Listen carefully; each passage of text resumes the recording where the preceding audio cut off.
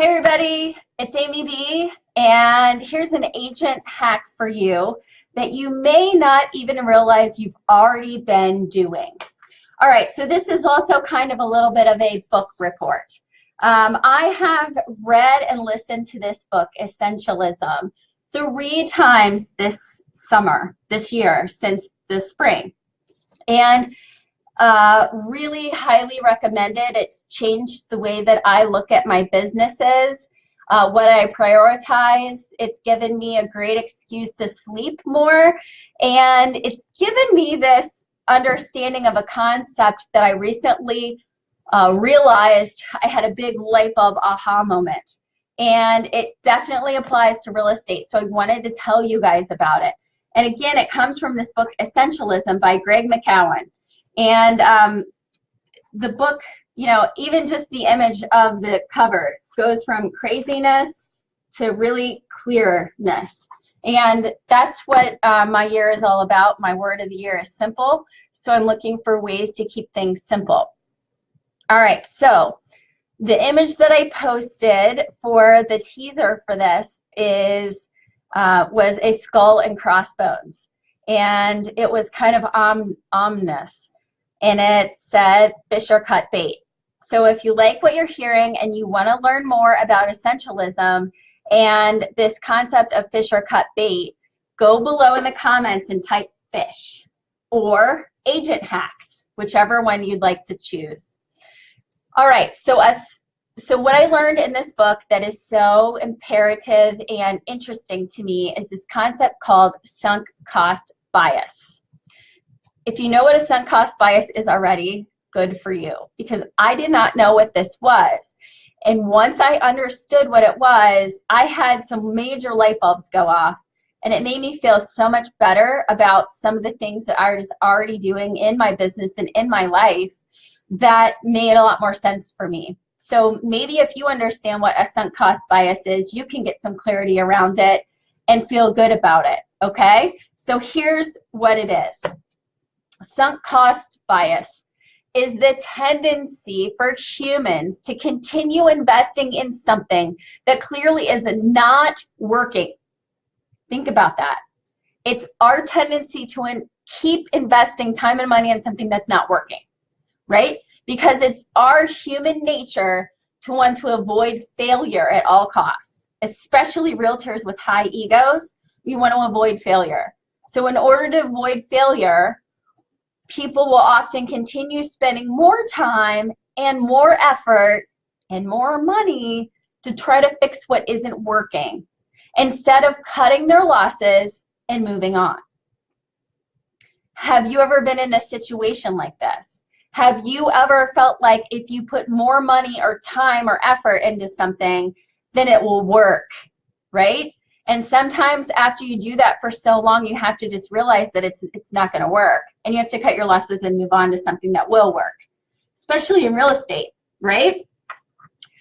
The minute I heard this, to me it was, this is the listing that won't sell, that I need to now decide, hey, we're not going to move forward with this, and we need to go ahead and find a new property that can sell.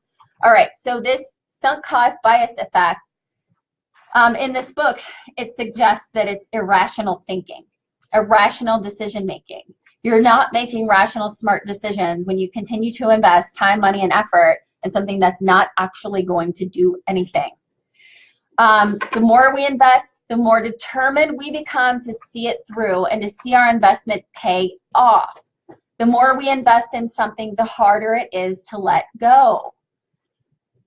When I heard this to me was just like this listing that will never sell, or that won't sell based on the conditions that are being presented, right? They're not motivated enough. They don't have enough money to make it sell for a fair price. And so I'm a big believer in the concept of protecting your energy, right? And so you receive energy from the universe. And when that energy is bad, it messes you up for the rest of the day, for your family, for your life, for the rest of your clients. And you don't need that bad energy getting in the way because people are counting on you. So the bad energy needs to leave. And the best way to do that is to just cut your losses with, you know, a client or a property that's just not working, right? This could be the person that you've shown 30 houses to and they're still not sure that they have found a house they want to buy, right? And they're driving you crazy. And because of that, you're treating other people as you're frustrated. Or you realize that you have other buyers that are ready to buy that do need your attention, and you're wasting time with this person that isn't sure. You need to cut your losses and move on. That's what referrals are for. And it's fine to give a less desirable client away on a referral. My rule is, as long as you tell that agent what the challenges are with that client so that they can be prepared and maybe set expectations differently in the beginning for those clients, right? Okay, so let's talk about some other examples that aren't necessarily real estate related that might help you grasp this concept a little bit more. The book had a really great article, and not something that I really resonated with based on my young age, but some of you guys might remember the Concorde, the plane that was created in Europe, and it was supposed to be able to fly from London to New York in like 2 hours. And there just was never a demand for it, and it never caught on. And what ended up happening is, I think like Britain and some other country, London or something, was giving, was pouring money into this project for 40 years. 40 years. And they thought, oh, if we just invest a couple more million, or if we just do this or that, it's going to take off. And for 40 years, they lost so much money. Think of what they could have done with that money over 40 years if they would have cut their losses at 30 years or 20 years or even 10 years. It wasn't working. They couldn't figure out a way to work. And give them props for trying, but at some point you have to say, hey man, I've tried everything and it's not working. So they continued spending and they never succeeded. Let's talk about how we do this in our lives every day. Raise your hand. I know you can't raise your hand, but you know, have you ever bought tickets to a bad movie, a really bad movie, and you're, you know, $30 into tickets and popcorn and drinks, and you're sitting there, and maybe you've gotten a babysitter for the night, and you and your spouse are sitting there in the movies, and you're like, this is the worst movie I've ever seen. And you guys say, well, we've already got a babysitter and paid for this popcorn in the movie. We might as well wait till the end and see if it gets any better. You know, people do that all the time. Shoe purchases. The ladies will understand this. I have a pair of shoes in my closet that every time I wear them, I get so bad of blisters that I can't even wear them out of wherever I wear them to. I don't know why I keep them, because I love them, but I know how much I paid for them, and I feel really bad throwing them away because they kill my feet. But you know what? It's not working. It makes me miserable every time I wear them. It doesn't matter how much I paid for them. I just need to stop wearing them. Romantic relationships. How many of us have been in a relationship that we knew wasn't going anywhere, but we thought, you know what, let's just give it, you know, another year. Maybe he'll propose, or maybe she'll stop being a shopaholic, and then we can get married or whatever. And you realize that you're just wasting time with the wrong person, and missing the opportunity to find the right one. And there's a lot of parallels in that example to real estate, in the fact that, you know, if you've got this listing that's not selling, it's taking up time that you could be using to identify an opportunity that will sell, and to identify a seller that will work with you and does want to do what you recommend so that they can sell their house. Sports teams. This hits home a little bit. My lovely husband is a Browns fan for life. That really sucks for him. I don't think they've ever had a winning season. I don't know. Forgive me. I don't know what I'm talking about. But those people come back every year hoping for better. Every year. I mean, how many quarterbacks have they had? How many? Yeah. So they keep trying. They keep trying. They keep trying. So, you know, the NFL will have to make a decision on that. The other one is, I live in Cincinnati. Oh my gosh, I'll probably get tied to the stake for this, but you know, I've got uncles, I've got friends who have had Bengals season tickets for 50 years. And every year, I think we've won one Super Bowl maybe. And every year they're like, this year we're going to go to the playoffs. This year we're going to go to the playoffs. This year is the year. And they just keep their season tickets when nothing ever happens.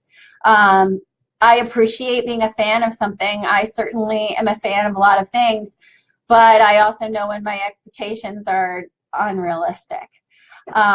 So, you know, it's just that thing. I paid for these season tickets and they're having an absolute crap season and the quarterback is not even in the game, but I'm going to go every game because I paid for these tickets.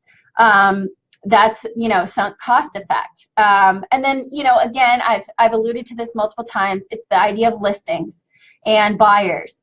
And, you know, spending time with somebody that doesn't get it. If you set up the expectations in the beginning and it's not working out, that's the time where you can say, hey, you know what? I've enjoyed working with you, but I don't think that I can meet your needs as an agent. Why don't I refer you to somebody who I think can maybe better help you? Because we're not connecting. And let me tell you something about saying that to somebody. And seriously, listen to this. Half the time when you say that to them and you say, I don't think I can meet your expectations, they hear, I'm being unrealistic. And then the person will say to you, half the time they'll say, am I being unrealistic? What do you think I need to do differently? How can this work differently? I want to continue to work with you. And a lot of agents are just afraid to be honest with people and say, hey, this isn't working.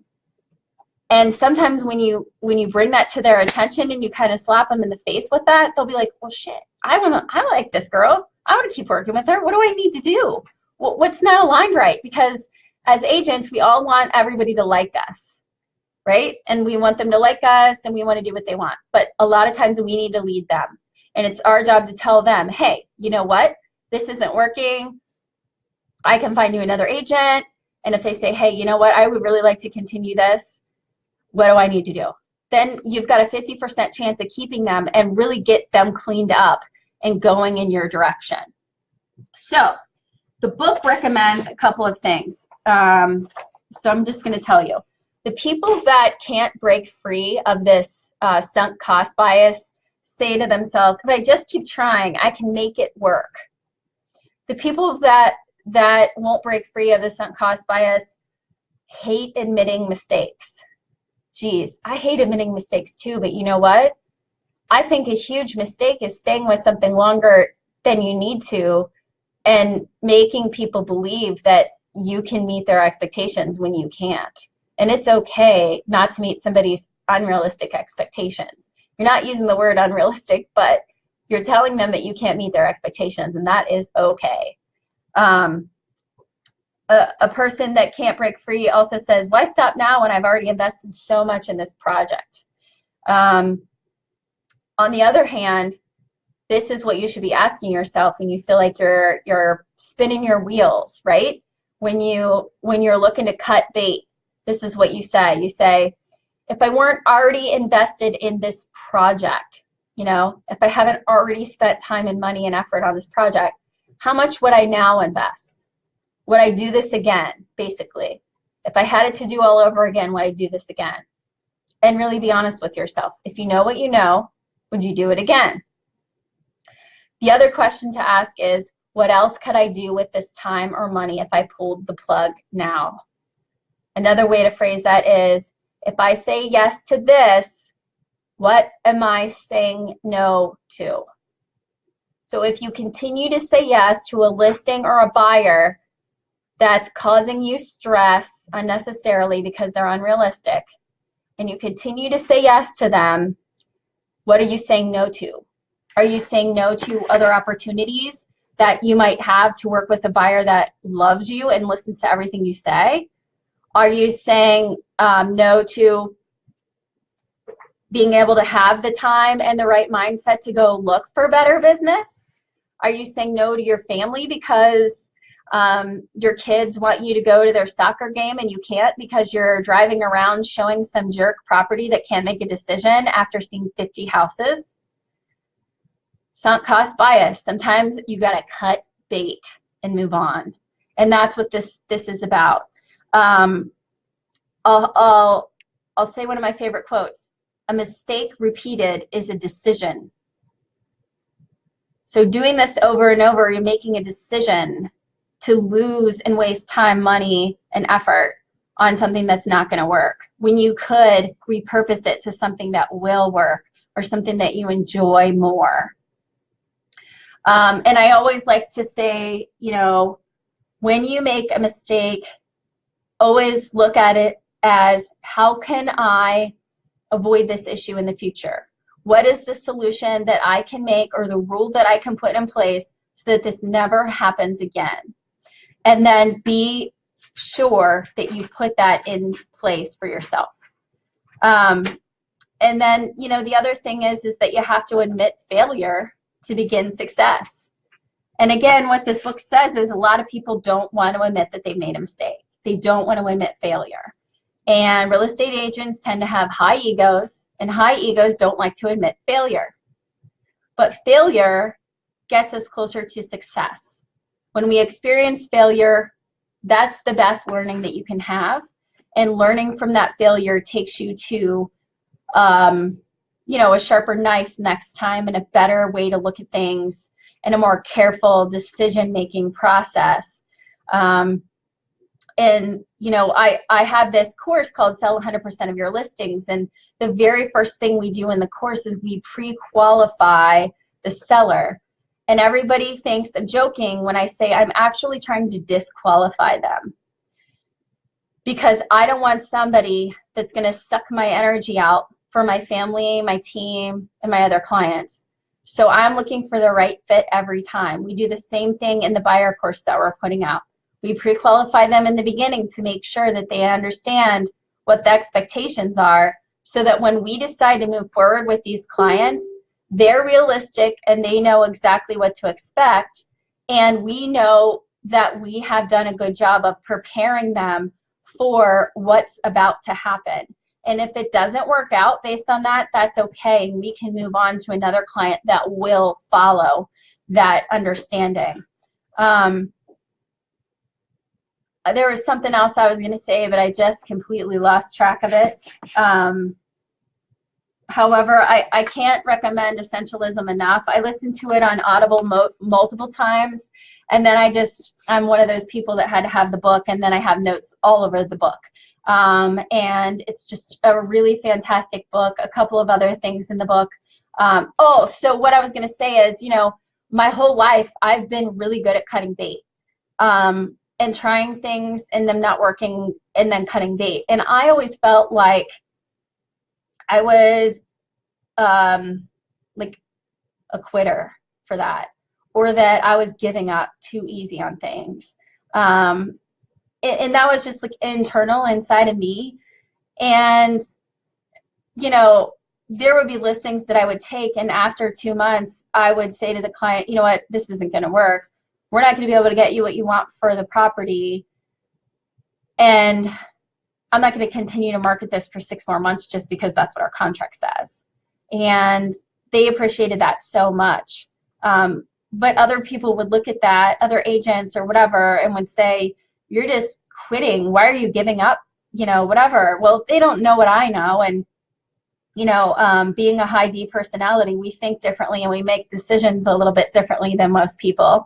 And so when I realized what sunk cost bias was, I was like, oh my gosh, I've been doing this my whole life. And it's probably what has kept me afloat and surviving in this real estate market for as long as I have, because most people don't make it 5 years.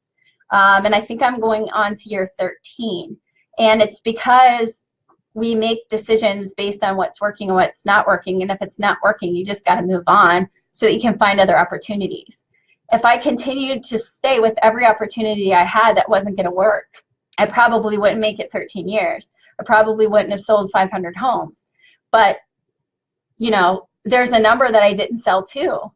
but I wouldn't have got to where I am if I didn't cut some of that bait and move on to another opportunity. So don't think of it as quitting. Don't think of it as giving up. If you give it a really good try, it's going to be hard enough for you to walk away from it because of the time and money invested, but you have to do it. At some point, you have to just draw the line in the sand and have conviction and say, hey, man, I tried everything. It's not working, and I got to move on. If you like what you see, type fish below, fish or cut bait. I highly recommend this book, Essentialism. It's a fantastic book to kind of reset your year or reset the way that you look at your business, especially right before you start your business planning here at the end of the year. If you like what you see on this video, also make sure that you check me out at ABB Experience Success Speaking and Coaching. I did a live yesterday that you might like there called Guaranteed Magic Potion. So check that out too on my coaching page. So thanks again so much, you guys.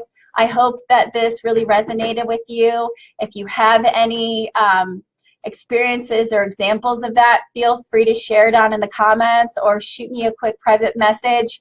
I just know that once I realized that sunk cost bias was a thing, it made me feel so much better about the way that I do business and the way that I keep things rolling. And so I thought maybe some of you guys would feel connected to that idea too. So have a great Wednesday, and I will see you next week. Bye-bye.